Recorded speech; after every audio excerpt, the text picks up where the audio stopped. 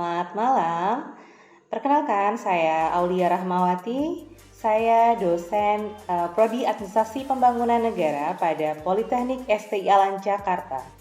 Spesialisasi saya pada bidang kebijakan publik, pembangunan, dan isu gender. Baik, pada hari ini saya akan menjelaskan tentang teknik mengajar saya melalui mata kuliah inovasi sektor publik berikut. Terima kasih. Oke, selamat malam teman-teman. Bisa kita mulai ya sambil kita menunggu teman-teman yang lain. Oke, teman-teman, apa namanya? Kita ini kan mata kuliah gitu ya. Sebelumnya mungkin saya akan berkenalan terlebih dahulu. Meskipun memang beberapa kali kita sudah pernah bertemu ya di mata kuliah yang lain, tapi di sini saya akan berkenalan terlebih dahulu. Saya Aulia Rahmawati. Di sini saya diminta untuk mengampu mata kuliah inovasi sektor publik, teman-teman. Nah, sebenarnya ketika berbicara masalah inovasi sektor publik itu apa sih yang kemudian kemampuan apa yang diharapkan, terus ini adalah mata kuliah seperti apa gitu ya, maka nanti akan saya sampaikan di sini ya. Pertama adalah inovasi sektor publik adalah mata kuliah khusus ya atau khas sebenarnya yang dimiliki oleh Prodi Administrasi Pembangunan Negara, teman-teman, Politeknik Jalan Jakarta, sehingga kita itu diharapkan gitu ya bisa menjadi agen-agen yang mampu membawa perubahan dalam konteks organisasi dimanapun kita berada kayak gitu. Nah, selanjutnya, kalau berbicara aspek apa yang akan kita dapatkan atau kemampuan apa yang diharapkan ketika teman-teman itu belajar inovasi sektor publik, nah, diharapkan teman-teman itu mampu memahami, menjelaskan, mempraktekkan gitu ya, serta mengalami sendiri gitu dan mengembangkan proses inovasi dengan baik. Jadi yang pertama mungkin bisa memahami artinya inovasi itu apa sih gitu ya. Lalu kenapa sih pentingnya inovasi sampai kemudian kita diminta bagaimana membuat proses-proses inovasi. Nah, agar supaya apa gitu ya, supaya teman-teman juga bisa menumbuhkan inovasi bagi peningkatan daya saing organisasi publik. Jadi harapannya memang menumbuhkan budaya inovasi itu sendiri ya teman-teman, sehingga kita bisa berkontribusi konkret dalam peningkatan daya saing organisasi.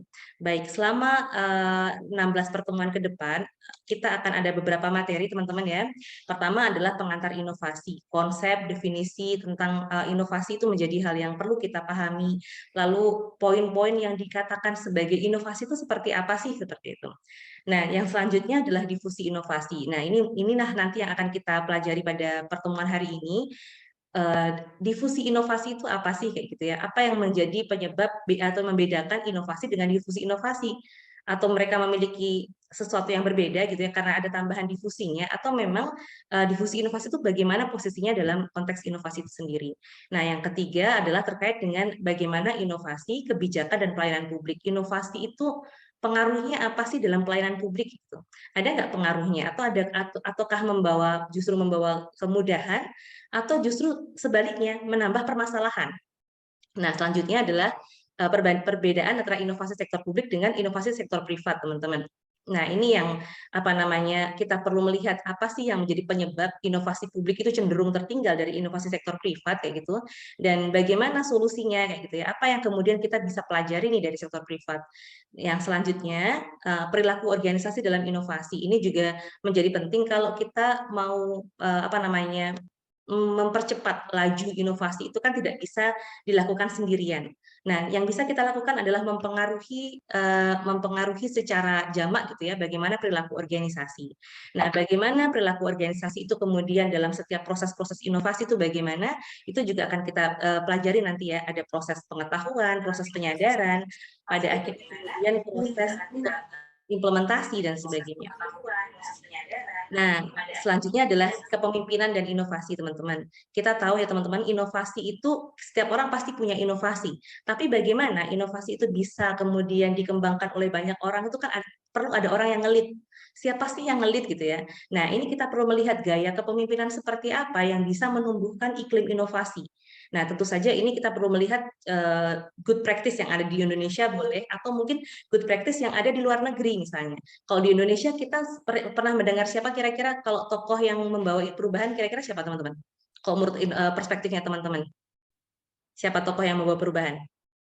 Yang menurut teman-teman tuh gaya kepemimpinannya tuh inovatif lah kayak gitu. Siapa kira-kira? Siapa? Ayuni. Siapa kira-kira? Yang pengen teman-teman ceritakan gitu kira-kira. Ada? Atau Mungkin tidak ada? Pak Hmm. Pak Nadiem Makarim, Bu. Oh, Pak Nadiem Makarim. Inovasinya Jadi di bidang pendidikan gimana, Yuni? ya, jadi mungkin Pak Nadiem Makarim tuh berusaha menerapkan yang di sektor privat ke sektor Hmm. publik. Cuma mungkin dari pegawai-pegawainya masih kesulitan gitu Bu untuk mengimbangi apa yang diinginkan sama Pak Nadiem. Oke. Ya, terus ada lagi mungkin Ignatius Jonan gitu ya, yang ini tentang kereta api ya. Salah satu yang bisa membawa gaya kepemimpinan yang menarik, yang inovatif. Nanti silahkan ke depannya teman-teman akan mencari sendiri kira-kira siapa sih tokoh yang pengen teman-teman cari profilnya dan bagaimana kisah sukses mereka. Kayak gitu. Nah, selanjutnya teman-teman untuk pemasaran inovasi di sektor publik ini ya. eh, ini sebenarnya kita pengen melihat bagaimana sih pemasaran inovasi di sektor privat terlebih dahulu. Pasca itu kemudian bagaimana kita bisa mencari cara supaya itu bisa diterapkan juga di sektor publik ya gitu. Nah, selanjutnya adalah kita akan melihat sistem inovasi nasional, kemudian kapasitas inovasi dan daya saing nasional dan daerah ini juga demikian. Kira-kira kalau daerah itu berdaya saing memiliki inovasi itu apa sih dampaknya kayak gitu. Indeks inovasi sektor publik dan studi komparasinya. Karena di Indonesia itu kan ada indeks daya apa namanya indeks inovasi ya. Ada nggak pengaruhnya kalau misalnya apa yang perlu dilakukan untuk meningkatkan indeks inovasi tersebut? Manajemen kinerja inovasi sektor publik, bagaimana sektor publik itu dapat dikelola dengan baik, ada kinerjanya, dan bagaimana evaluasi kinerja tersebut. Nah, lalu kemudian kita akan belajar tentang proyek inovasi yang ini menjadi melekat pada tugas teman-teman gitu ya. Selain ada magang, ada proyek inovasi. Baik, selanjutnya saya akan melihat sebelum itu ada penilaian ya dalam dalam apa namanya dalam kita belajar ini ada keaktifan tentu saja tugas UTS. Nah, itu selama itu kemudian dilakukan dengan baik, teman-teman aktif dalam dalam kelas itu akan mendapatkan nilai yang baik juga. Baik, sedikit akan saya sampaikan tentang difusi inovasi. Masih ingat nggak inovasi kemarin apa teman-teman? Masih ingat nggak inovasi yang kemarin? Apa tuh inovasi? Apa Ayuni atau mungkin Ari atau Antono apa? Masih ingat nggak inovasi itu apa? Ide baru yang bermanfaat. Ide baru yang bermanfaat. Oke. Kalau ada lagi mungkin yang selain itu ide baru yang bermanfaat? Apa lagi? Apa Ayuni? Ide baru yang bermanfaat? Ada lagi nggak teman-teman? Oke, kalau tidak ada gitu ya, mari kita lihat kalau memang yang orientasi dari inovasi adalah kemanfaatan, maka sebenarnya kita juga penting untuk melihat bagaimana sih kita perlu untuk menyebarluaskan kemanfaatan itu. Nah, ada yang dinamakan sebagai difusi inovasi, teman-teman gitu ya. Jadi kalau menurut Kanduk dan Schiffman itu mendefinisikan difusi sebagai the process by which an innovation is communicated through certain channel over time among the member of social system. Jadi bagaimana sih sebuah ide-ide inovasi itu dapat dikomunikasikan supaya apa? Supaya disebarluaskan ke banyak orang kayak gitu ya, supaya mungkin orang-orang tuh menggunakan inovasi tersebut mampu menerima dan sebagainya. Inovasi tanpa sebuah difusi ya hanya akan dimiliki oleh satu orang atau dua orang saja. Sehingga penting bagaimana inovasi itu bisa diterima atau kemudian dinikmati atau dipahami oleh banyak orang. Nah, sebelumnya di sini memang kalau kita melihat difusi inovasi kan ada proses penyebaran ya teman-teman ya. Yang kita lihat dari difusi adalah proses penyebaran produk baru atau inovasi dari sumber kepada publik. Siapa sih yang memiliki inovasi dan bagaimana kemudian inovasi itu dapat disebarkan kepada publik? Adopsi.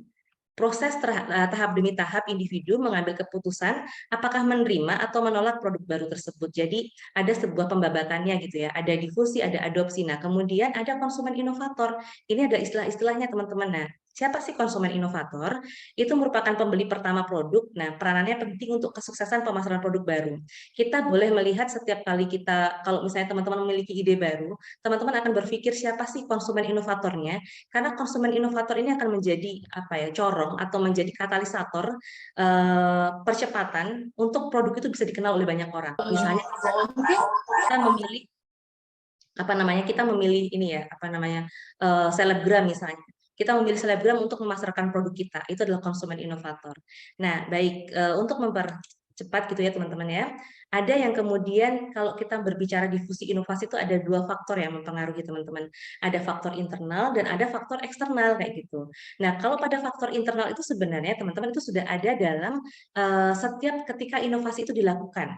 Jadi ada yang namanya hukum of limitasi gitu ya, law of imitation, sehingga itu akan memudahkan kita untuk kemudian mengadopsi sebuah inovasi kayak gitu. Jadi kalau kita misalnya melihat ada orang yang berpengaruh, misalnya ada orang yang menjadi panutan kita, mereka melakukan sesuatu, kita cenderung melakukan imitasi gitu. Nah, perubahan perilaku yang terjadi secara kolektif akibat dari peniruan ini menandai terjadinya perubahan sosial dalam komunitas tersebut. Jadi inovasi itu dapat menggerakkan banyak orang ketika inovasi itu dilakukan melakukan difusi. Bisa dilakukan dengan difusi, kita misalnya memilih orang-orang yang berpengaruh misalnya. Nah, selanjutnya, di sini ada beberapa faktor, teman-teman. Faktor-faktor yang mempengaruhi adopter dalam menerima inovasi. Faktor-faktornya itu apa sih kayak gitu ya? Yang pertama adalah status sosial ekonomi kayak gitu. Status sosial ekonomi yang seperti apa? Tentu status sosial ekonomi semakin tinggi status sosial ekonomi seseorang itu mudah baginya untuk menerima inovasi atau perubahan. Sebagai contoh nih, kalau misalnya ada orang gitu ya memiliki akses pendidikan. Kalau zaman Belanda dulu ya, anak-anaknya para raja, orang-orang yang berpendidikan atau mungkin anaknya yang memiliki harta berlebih, dia akan disekolahkan ke Hindia Belanda gitu. Sehingga ketika mereka pulang ke Indonesia, mereka punya pemikiran yang jauh lebih terbuka karena mereka sudah mungkin berinteraksi dengan banyak orang, saling bertukar pikiran dan sebagainya. Nah, kemudian ada variabel pribadi. Variabel pribadi ini melekat gitu ya dalam individu masing-masing. Bisa jadi karena memang ada kecerdasan emosionalnya, ada kematangan emosionalnya, ada aspek apa namanya intelijensi dan sebagainya teman-teman ya, sehingga merubah pandangan mereka bahwa ketika ada sesuatu perubahan tuh mereka pengen mencoba gitu. Karena baginya kalau tidak dicoba kita nggak akan pernah tahu hidup kita akan berubah atau tidak. Kalau didiamkan kita tidak akan pernah berubah. Tapi ketika ada sesuatu yang baru bahkan itu asing, tapi mereka memiliki kematangan emosional yang baik, bring it on gitu ya. Ada perubahan, udah coba aja dulu kayak gitu. Nah, ini bisa jadi menjadi salah satu kemudahan dalam mengadopsi. Selanjutnya adalah perilaku komunikasi, teman-teman. Nah, perilaku komunikasi itu juga ya, kalau misalnya orang itu cenderung punya banyak apa namanya, punya banyak jaringan gitu ya, sering berjejaring dan sebagainya, akan mudah untuk kemudian melakukan inovasi. Jadi mungkin banyaknya teman, pertemanan, banyak jaringan dan sebagainya akan memudahkan. Nah, selanjutnya adalah ada lagi yang mempengaruhi. Ini sebenarnya juga adalah kearifan lokal gitu ya, teman-teman ya. Kearifan lokal, hukum adat gitu menjadi faktor cepat atau tidaknya sebuah perubahan diterima atau masyarakat. Kita pernah melihat gitu ya, teman-teman, ada banyak sekali apa namanya ide-ide yang kemudian pengen melakukan perubahan dalam masyarakat adat, tetapi ternyata bertentangan dengan kearifan lokal mereka. Makanya yang namanya difusi pun juga harus melihat bagaimana sih lokal wisdomnya, cocok nggak sih dilakukan kayak gitu ya? Bisa nggak sih dilakukan seperti itu? Nah, ini juga menjadi hal yang penting untuk dilihat. Nah, yang selanjutnya ada faktor apa teman-teman? Yang selanjutnya adalah faktor eksternal. Sebentar ya. Oke, dari sisi faktor eksternal teman-teman, memang model ini mensyaratkan adanya infrastruktur yang memungkinkan terjadinya pertukaran informasi teman-teman. Jadi yang namanya difusi persebaran itu dikarenakan oleh faktor luar. Jadi bagaimana supaya gitu ya, misalnya ada kemajuan teknologi informasi itu mampu untuk melakukan mendapatkan penyebaran yang luas. Contohnya apa nih kira-kira teman-teman? Ada nggak yang bisa memberikan contoh? Ada yang bisa memberikan contoh? Contoh keberhasilan menggunakan faktor difusi eksternal, teman-teman.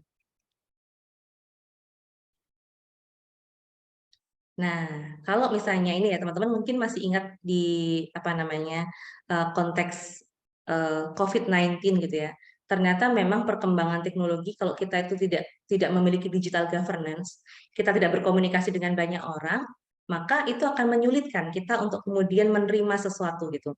Padahal kita bisa melihat bagaimana best practice Taiwan dalam menghadapi COVID-19, bagaimana kemudian keberhasilan mungkin kota Surabaya dalam waktu itu menghadapi COVID-19 gitu ya, maka kita akan cepat belajar dalam melakukan penanganan terhadap COVID-19. Model pengaruh difusi eksternal ini sungguh sangat apa ya namanya, membutuhkan infrastruktur. Meskipun demikian, ini menjadi salah satu PR di Indonesia, bagaimana supaya infrastruktur ini dapat tetap terlaksana kayak gitu ya. Bagaimana ada anggarannya, bagaimana infrastrukturnya tetap bisa dilakukan sehingga kita mampu untuk memiliki infrastruktur yang memadai dalam konteks perubahan difusi pengaruh eksternal. Nah, selanjutnya adalah atribut inovasi. Kalau berbicara atribut inovasi ini teman-teman ya, ada yang namanya relative advantage. Jadi inovasi itu harus memiliki keunggulan dibandingkan dengan nilai-nilai sebelumnya.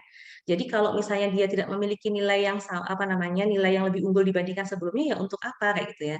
Artinya harus unggul karena kita tidak mau menginginkan adanya duplikasi aplikasi yang ternyata fungsinya tidak ada fungsi sama sekali. Jadi harus memiliki keunggulan. Selanjutnya adalah compatibility atau kesesuaian. Jadi bagaimana apa namanya inovasi itu memiliki sifat kompatibel atau kesesuaian dengan inovasi yang digantinya sehingga inovasi sebelumnya tidak serta-merta dibuang. Kalau bisa itu tidak benar-benar menghilangkan inovasi sebelumnya tapi memiliki keunggulan atau memperbaiki yang ada atau mungkin kita bisa melihat pendekatan inkremental gitu ya teman-teman ya. Kemudian yang ketiga adalah kompleksitas atau kerumitan. Dengan sifatnya yang baru, bisa jadi inovasi memiliki tingkat kerumitan yang lebih tinggi, namun demikian karena inovasi itu menawarkan sesuatu yang baru, umumnya tidak jadi masalah. Jadi meskipun ada tingkat kerumitan, biasanya ada kayak SOP-nya. Kita menawarkan sesuatu yang bisa memudahkan kita untuk memahami. Seperti ketika kita pertama kali menggunakan MS Team, maka dosen-dosen yang mungkin senior, yang kemudian masih muda pun diberikan panduan bagaimana cara mengoperasikan MST misalnya. Kemudian triability, kemungkinan diuji coba. Inovasi yang baik, kebijakan yang baik itu harus bisa diuji cobakan terlebih dahulu sebelum itu dilakukan gitu ya teman-teman. Supaya apa? Supaya kita bisa menguji apakah ini layak digunakan atau tidak kayak gitu. Atau berbahaya atau tidak dalam konteks misalnya transportasi darat atau mungkin yang cenderung membutuhkan safety yang sangat tinggi, maka ini harus dilakukan. Selanjutnya adalah observability, kemudahan untuk diamati. Apa namanya, sebuah inovasi harus juga dapat diamati dari segi bagaimana ia dapat menghasilkan sesuatu yang lebih baik. Oke. Nah, dari sesuatu yang mudah diamati ini ya teman-teman ya, kita itu harus melihat kenapa sih penting sebuah inovasi harus mudah diamati? Karena kalau tidak mudah diamati, kita tidak tahu bagaimana mengukur kinerjanya, sudah berhasil atau belum kayak gitu. Nah, ini menjadi penting untuk kita punya cara bagaimana mengamati inovasi. Tentu kalau misalnya kita memiliki inovasi yang baru, kita tidak bisa menilai ya, inovasi itu berhasil, inovasi itu gagal gitu. Yang bisa kita lakukan adalah kalau memang bisa diamati mudah, maka mudah pula kita untuk melakukan penilaian. Ini adalah atribut inovasi ya teman-teman. Jadi kalau misalnya teman-teman pengen melakukan inovasi atau pengen menghasilkan inovasi, paling tidak teman-teman harus melihat beberapa atribut ini. Apakah ada keunggulan relatifnya, apakah ada kesesuaiannya dengan yang inovasi sebelumnya, sehingga kita tidak ada cost yang kemudian keluar tanpa ada kemanfaatan yang berarti. Bagaimana tingkat kompleksiti atau kerumitannya, karena takutnya gitu ya, kalau semakin rumit semakin susah untuk dilakukan ya gitu. Kemudian bagaimana, apakah kita sudah bisa menguji cobakan? Karena kalau tidak diuji coba rasanya kayak kurang puas. Kita juga perlu untuk melihat ini layak untuk digunakan atau tidak. Yang keempat adalah kemudahan untuk diamati supaya kita bisa melakukan sebuah monitoring. Ini berhasil, ini gagal seperti itu. Oke, sedikit lagi teman-teman ya. Kategori inovasi. Nah, dari beberapa inovasi teman-teman ada beberapa kategori. Yang pertama adalah need-led innovation and efficiency-led innovation. Nah, kalau berbicara seperti ini, inovasi itu bisa dimulai karena ada faktor kebutuhan, tapi ada juga dikarenakan faktor permasalahan. Nah, ini sebenarnya sama dengan yang kita bahas di pertemuan sebelumnya gitu ya, teman-teman ya.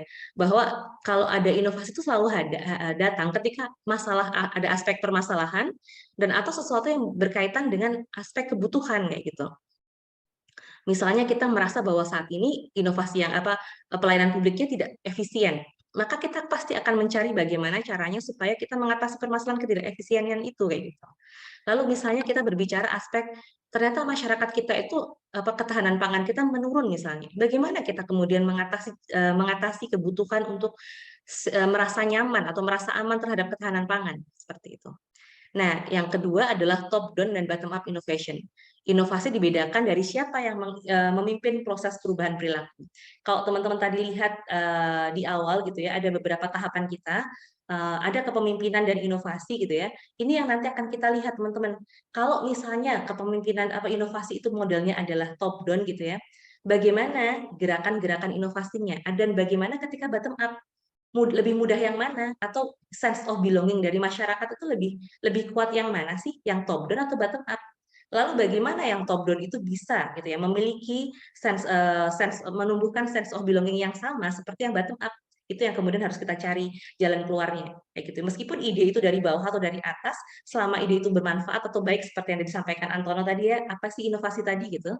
Itu bagaimana caranya kita mampu untuk mendifusikan dengan baik, memilih channel yang baik, memilih kemudian influencer yang baik gitu ya, sehingga mudah untuk diimplementasikan. Nah, yang ketiga adalah incremental radical innovation. Jadi ada inovasi itu yang dikaitkan dengan kebaruan yang sama sekali belum pernah ada gitu ya, benar-benar baru gitu ya. Dan ada juga yang kemudian modelnya itu radikal kayak gitu, yang sama sekali baru atau incremental. Dia itu inovasi itu hadir karena memperbaiki inovasi-inovasi sebelumnya. Oh, inovasi yang sebelumnya itu kurang A loh, akhirnya diganti dengan inovasi yang selanjutnya. Jadi modelnya kalau incremental dan tambal sulam. Ada kebijakan incremental ya, ada kebijakan tambal sulam. Jadi sama aja kebijakannya, cuma ditambal yang mana yang dirasa perlu ditambal. Tapi ada juga yang benar-benar radical innovation, yang benar-benar baru gitu ya. Atau kemudian kita mengenyahkan semua inovasi-inovasi yang sebelumnya gitu.